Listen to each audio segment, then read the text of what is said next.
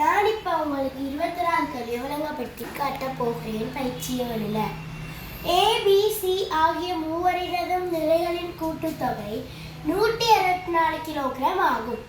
அவர்களின் ஏபி ஆகிய இருவரின் கூட்டுத்தொகை 116 கிலோகிராம் எனவும் பிசி ஆகிய இருவரின் நிலைகளின் கூட்டுத்தொகை 110 கிலோகிராம் எனவும் தரப்பட்டால் முறையே ஏபிசியின் நிறைகளை தருக. முறை என்று கேட்டிருக்கு. அப்போ நம்ம முறை என்ற ஊடற்படி எழுதுவோம். இப்போ ஏபி கூட்டுத்தொகை 116 சொல்லியிருக்கு. இவன் 3 பேர்ட்டையும் மொத்த நேரம் 164 சொல்லியிருக்கு. இதுலேருந்து இதை கழிச்சா 48 வருது. ஏபி தந்திருக்கு, ஆனால் இங்கே சி தரையில.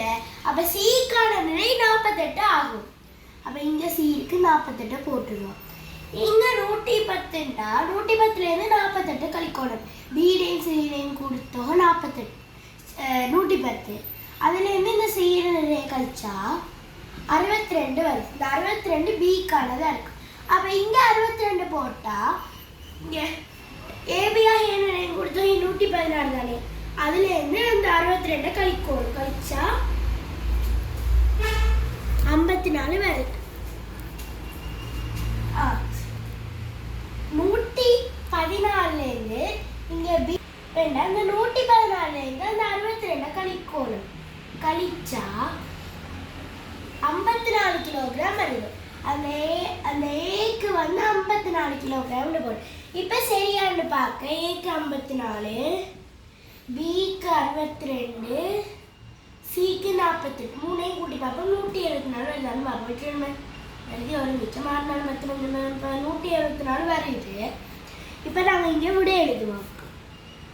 ஏட கேட்டுருக்கு.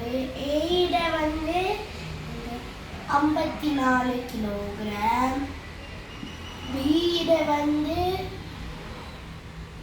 62 கிலோகிராம், சீட வந்து 48 கிலோகிராம். ஆகவே எங்களுக்கு விடை இதுதான். எங்களுக்கு விடை. Thank you viewers.